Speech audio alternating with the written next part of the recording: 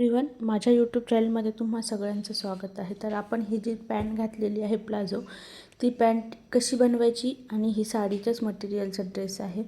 तर ती पॅन्ट कशी बनवायची हे मी तुम्हाला या व्हिडिओमध्ये सांगणार आहे. हे बघा, तुम्ही इथे बघू शकता, ही आहे साडी. याचे आपल्याला एक टॉपच बनवायचा आहे, पण मी टॉपचा व्हिडिओ काढलेला सध्या नाही आहे. तर मी तुम्हाला इथे प्लाझो पॅन्टचा व्हिडिओ इथे शेअर करणार आहे.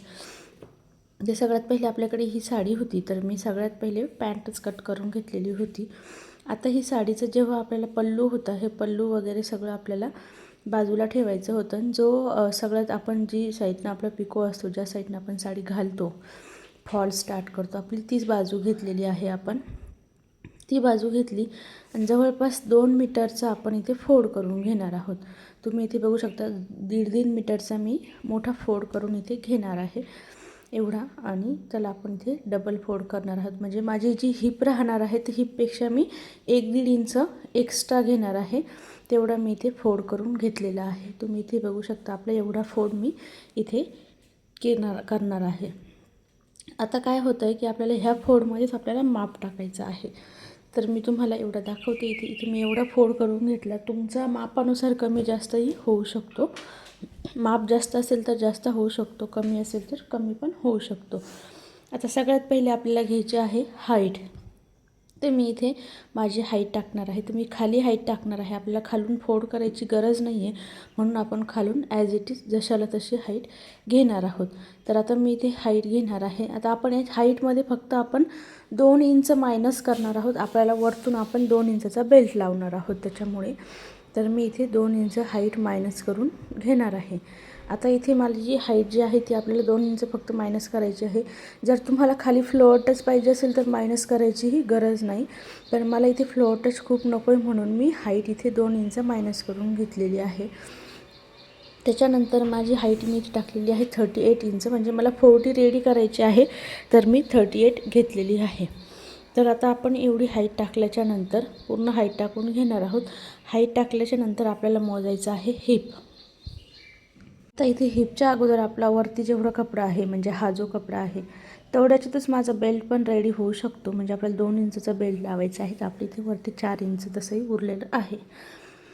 तर आता इथे आपण मोजतो आहे हिप. हिप जी माझी आहे ती आहे 48चा मी 4 घेते, म्हणजे 12.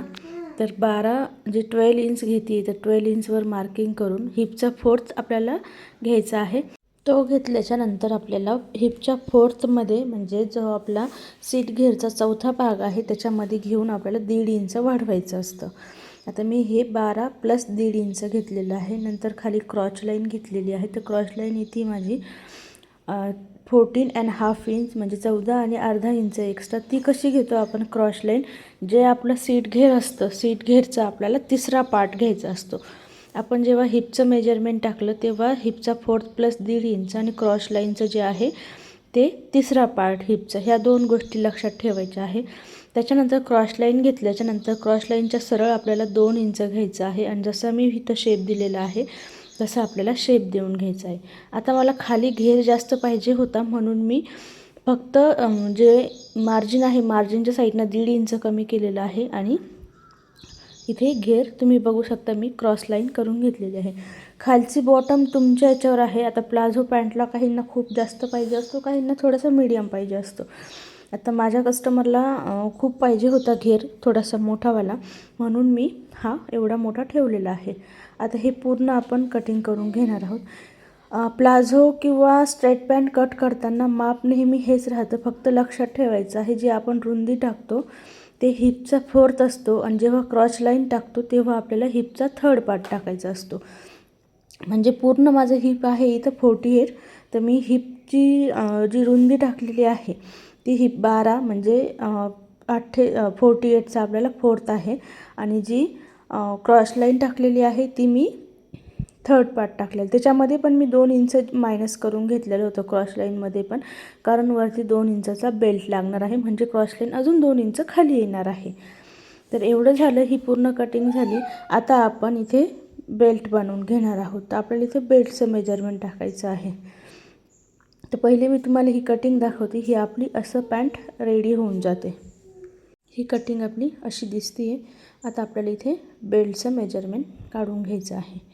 तर आता बेल्टचं मेजरमेंट काढताना मी जसं तुम्हाला वरचा हा जो पार्ट कट झालेला होता तोच मी घेतलेला आहे, जसं मी तुम्हाला पहिलेच दाखवलेलं होतं. तर आपलं हे जे खालचं जेवढं झालेलं आहे म्हणजे 13.5 इंच जेवढं आहे त्याचा आपण 4th मोजून घेणार आहे. आणि 2 इंचाचा बेल्ट रेडी करायचं म्हणजे आपल्याला 4 इंच पाहिजे असतं. जेव्हा ते डबल फोल्ड होतं तेव्हा ते 2 इंच रेडी झालेलं पाहिजे. त्याच्यासाठी आपण इथे माप टाकून घेणार आहोत. आता याचा आपल्याला 4th घ्यायचा आहे, म्हणजे 13.5चा 4th घ्यायचा आहे. जेवढं आपली खालची पॅन्ट रेडी आहे तेवढं आपल्याला बेल्टसाठी घ्यायचं आहे. आणि मी इथे रुंदीला जे आहे ते हिपचा 4th प्लस 1.5 इंच बेल्टला घेतलेलं आहे. जसं जेवढं खालचं होतं तेवढं थोडंसं मी एक्स्ट्रा घेतलं, तुम्ही इथे व्हिडिओमध्ये बघू पण शकता. नंतर काय होतं आपल्याला कट करता येतं. एवढं मी कट करताना थोडं अंदाजे एवढं कट केलेलं होतं. आणि आता आपण बरोबर मापानुसार कट करून घेणार आहोत. तर एवढं आपलं कट होणार आहे. आणि मी जे हाईटला 2 इंच रेडी होणार तर आपण इथे 4 इंच घेतलेलं आहे, म्हणजे रेडी करताना तो बेल्ट बरोबर 2 इंचाचा रेडी झाला पाहिजे. तर हे आपलं बेल्टचं मेजरमेंट आहे. तुम्ही इथे बघू शकता बेल्ट पण आपल्या बरोबर पॅन्टच्या बरोबर रेडी आहे. आता सगळ्यात पहिले स्टिच करताना आपण जे आहे क्रॉच लाईन जोडून घेणार आहोत. तर ही आहे पूर्ण पॅन्ट आणि ह्या साईडची आहे क्रॉच लाईन. तर आपण बरोबर एकमेकावर सरळ ठेवून ह्या ज्या दोन्ही पॅन्टच्या क्रॉच लाईन आहे त्या मी अशा उलट्या एकमेकावर सरळ ठेवलं आहे, म्हणजे जी सरळ बाजू आहे ती एकमेकासमोरासमोर आहे. हे बघा, ही पण ही सरळ बाजू आणि दुसरीची पण ही आतमधली सरळ बाजू, दोन्ही क्रॉस लाईन आपल्याला अशा एकमेकासमोर ठेवायच्या आहे. हे ॲज इट इज जसं कटिंग करतात तसंच त्याच पद्धतीने, फक्त सरळ बाजू जी आहे ती आतमधल्या साईडनी आणि आपण अशा एकमेकावर ठेवून इथे स्टिच मारून घेणार आहोत. आता आपल्याला सेम अशाच दोन्ही पण क्रॉस लाईन आपल्याला कटिंग करून घ्यायच्या, स्टिच करून घ्यायचे आहे. तर हे आपल्याला इथे सरळ क्रॉस लाईनला, फक्त क्रॉस लाईनला स्टिच मारायची आहे, खाली नाही. खाली जो आपण सरळ भाग कट केलेला आहे त्याला नाही. आपला जो फक्त क्रॉस लाईनचा शेप असतो त्या शेपलाच आपल्याला इथे स्टिच मारून घ्यायचे आहे. आता आपल्याला प्रत्येक वेळेस पॅन्टला 2-2 स्टिच मारायचे असतं. मी नेहमी सांगते स्लीव्ज वगैरे अटॅच करताना की आपल्याला 2-2 स्टिच मारून घ्यायचे आहे. जसं आपण ह्या साईडनं मारलेली आहे तसंच आपल्याला दुसऱ्या पण साईडनं जे आहे स्टिच मारून घ्यायचे आहे, दुसऱ्या पण क्रॉच लाईनला. आता इकडची झाली, त्याच्यानंतर आपण ही दुसरी जी आहे ती क्रॉस लाईनला आपल्याला स्टिच मारून घ्यायची आहे. तर आपण ह्या साईडला पण सेम जशी तिकडे मारली तशीच इकडे पण स्टिच मारून घेणार आहोत. ह्या शेपमध्ये आपल्याला सेम स्टिच मारून घ्यायची आहे. मी इथे मारलेली आहे. आता तुम्हाला पहिली दाखवली होती म्हणून ही काही दाखवली नाही. आता अशा पद्धतीने आपली इथे रेडी होऊन जाते. क्रॉस लाईन लावल्याच्या नंतर खालचा जो भाग आहे तो इथे आपल्याला पायाला ओपन आहे. तर मी काय करते, तर खूप जणी अगोदर बेल्ट लावता, नंतर पाय आता एकदा बसलेलंच होतं वरती, तर मी असं सरळ ठेवून घेतलेलं आहे. आणि तुम्हाला इथे दाखवते की अशा पद्धतीने आपली जी आहे ती क्रॉस लाईन लावल्याच्या नंतर असं दिसतं. आता ते लावल्याच्या नंतर आपण काय करणार आहोत, हा जो पायाचा शेप आहे व्ही शेपमध्ये तुम्हाला दिसतो, मी जेव्हा क्रॉस लाईन समोरासमोर ठेवल्याच्या नंतर खाली हा जो पॅन्टचा व्ही शेप रेडी होतो त्याला आपण इथे स्टिच मारून घेणार आहोत. आता इथे मी अस्तर वगैरे काही लावलेलं नव्हतं, कारण की कस्टमरला नाही पाहिजे. खूप वेळा पण साडीचं मटेरियल असेल तर त्याला अस्तर लावून देता, तर आपल्याला अस्तर पण सेम अटॅच करायचं असतं.